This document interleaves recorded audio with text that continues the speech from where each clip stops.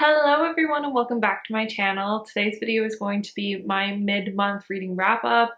I decided that I'm going to start doing like my reading wrap-ups twice per month, once in the middle, once at the end, just because the end of the month videos have become really daunting to me because I usually will read at least around like 15 books a month.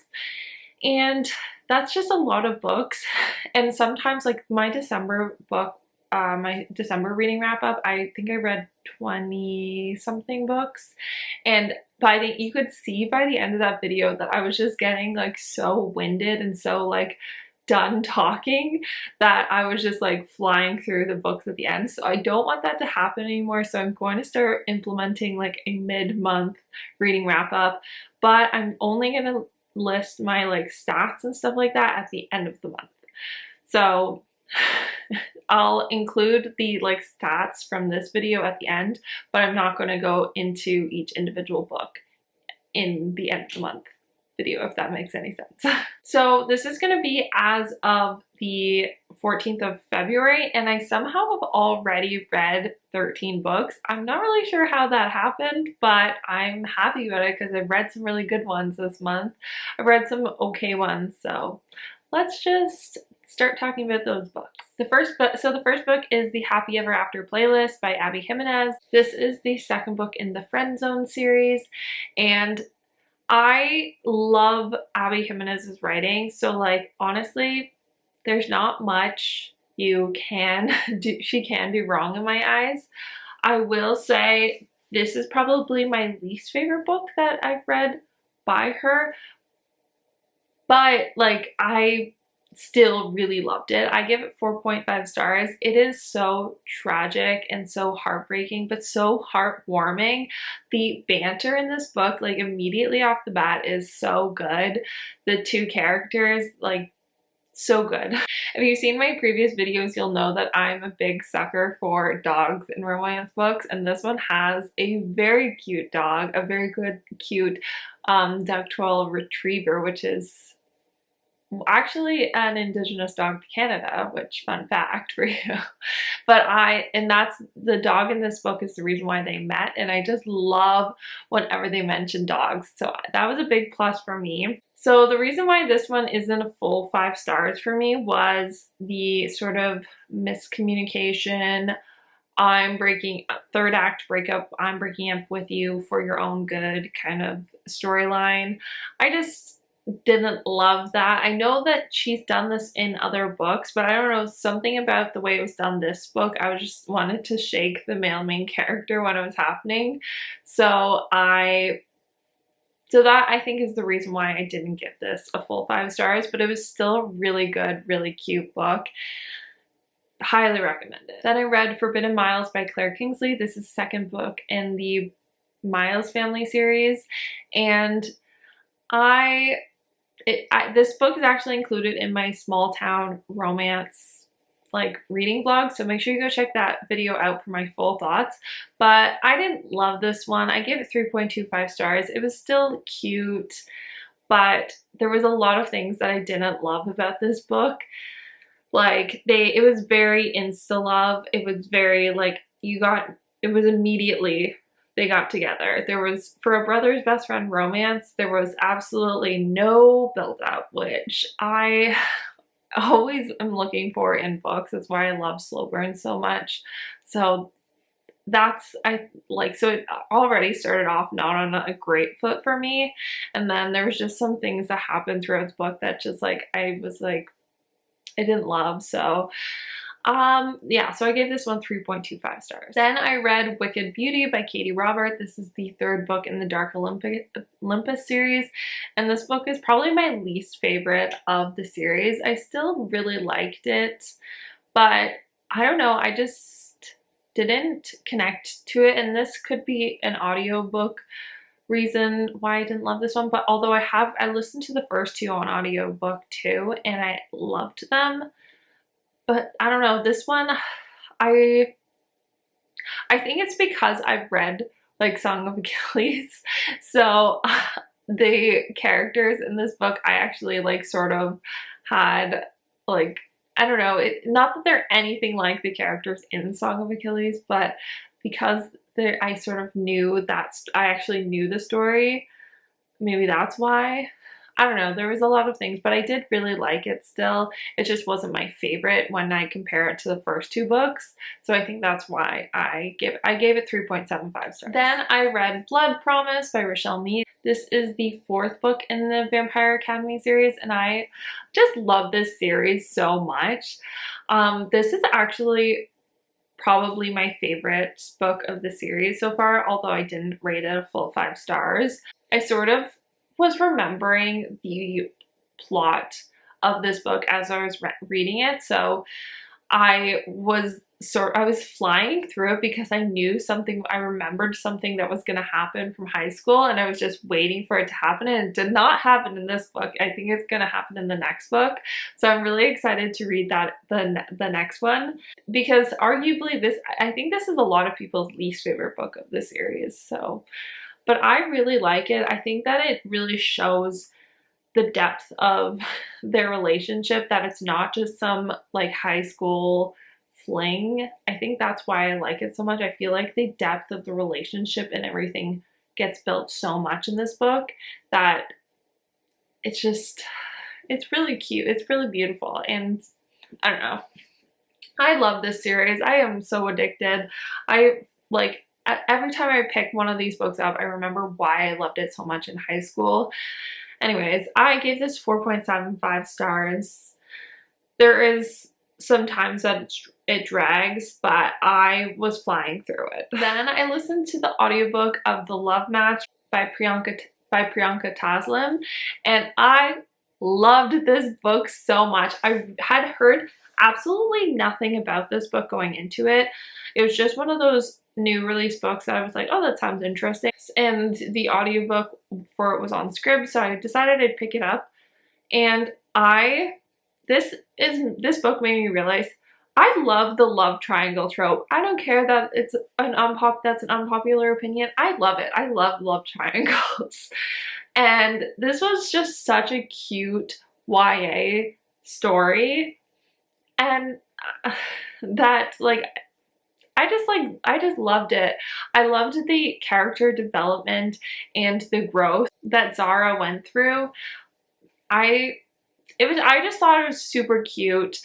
Like, obviously it's not a perfect story. There is like, I definitely it's very predictable, but I loved it. I think I read it, I listened to the audiobook all in one day. I was like, I was playing with Kevin even while I was listening to it because I didn't want to put it down. I gave this one 4.75 stars. Then I listened to the audiobook for Other Words for Home by Jasmine Warga. This is another really beautifully written book. I do think that this would have been better if I had actually read it instead of listening to the audiobook, because it is told in verse and it is very short. So I think that I would have liked it more if I had physically read it, but it's still really powerful story. It's really well written. There's nothing really bad I could say about it, except for, like, it's just not my genre, not my typical genre. It's middle grade poetry, so I gave it 4.5 stars. I still really liked it, but it's just, I don't think it's it's just not, it's just outside of my comfort zone for genres. But yeah. So I'm doing a really good job at getting out of my comfort zone for genres, but I'm not doing a good job at reading physical copy books. Then I listened to the audiobook for The Warlord Wants Forever by Kresley Cole. This is the, like, novella beginning book for the Immortals After Dark series, although I'm following the Fated Mates podcast, and that's why I'm listening to this series. So I'm listening to the audiobooks in the order that they recommend. And this one was cute, but it was still just like a novella. There wasn't like that much character depth. And it was interesting, but it was interesting because you had already seen these characters sort of in the other storylines, which is why I think they recommend you go back and, like, read this one instead of listening to it at the beginning. So I really liked it, and I'm actually getting more and more into this series. So I gave it 3.75 stars. It was good. I'm just waiting for one of these books to just absolutely blow me away. Then I read It in Harmony by Jan Welch. This is the third book in the Back on Top series. This is definitely my least favorite book of the trilogy, and I couldn't even tell you really why it is. It's just this, I took so long to read this book. I don't know what it was. It just was not capturing my attention as I was reading it. I really couldn't put my finger on what it was as I was reading it. Maybe it's just that this plot was very predictable to me. It was very similar, I think, to the first book in the series in a lot of ways. So maybe that's what it was. But I don't know, I still enjoyed it, and I definitely recommend the series overall, but this one sort of fell flat for me in comparison to the first two books. So I give it 3.25 stars just because it really kind of dragged for me, honestly. But it was really cute. Then I read Untouchables by Kresley Cole. I think this one was sort of also a novella. This was a longer novella type book in the Immortals After Dark series. And this is, again, like, it was just okay. I actually liked this one less than the first one. I just felt like neither of them were communicating. I think that's what bothers me about these books, is that they are dual POV, but neither of them are really good at, neither person in the couple is very good at communicating. The male is always very alpha, brusque, not letting in and talking about his feelings. And then the female is always like coy and doesn't want to let the male main character in. So I think, so they all sort of do follow a very similar premise in that sense. So I gave this one 3.25 stars. I'm still just waiting for one of these books to be like, I'm really loving it. Yeah, then I listened to the audiobook for Twice in a Blue Moon by Christina Lauren, and I loved this book. I was really not expecting much from it because it's one of Christina Lauren's older books. It's actually one of their like least popular books, so I really wasn't expecting anything from it, but I was hooked from this audiobook. I loved it. I loved the angst. I loved the it's a second chance romance, which is one of my favorite tropes. And I don't understand why people didn't like this book. I I loved it. I guess the criticism that I read from other reviews was that they don't act their age, that they act really young. But I mean, I also kind of think that they do act their age, and that, especially because they're both like Hollywood people. I don't know. Nothing about the characters bothered me. I just loved the storyline. I was addicted. I did not want to put this book down. So I gave this one 4.75 stars. The thing that fell flat for me in this book to make it not a full 5 stars was the ending. I wanted a bit more from the ending. It just didn't fully close the loop for me. And then I read Always Mine by Laura Pavlov, which is the first book in the Honey Mountain series, and I have a full reading vlog for this specific book, so make sure you go check that out for my full thoughts, because I really like went more into depth in those vlogs. But this one I really liked. I definitely going to be continuing on in this series, and I really liked Laura Pavlov's writing style, so I'm really glad I picked this up, and that it's got everything that I want from a romance book, but I did find it was very predictable, and I don't know, it wasn't anything extraordinary.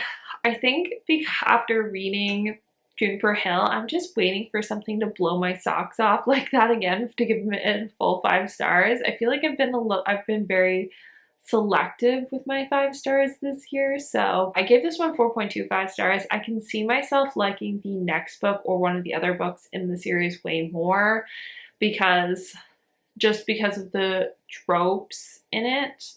I do like Friends to Lovers, but it's just not one of my absolutely favorite go-tos. So I think that I have a feeling I'll like one of the later books a bit more. The next one is about a hockey player too, so I'm excited about that. Then I read Dear Wife by Kimberly Bell.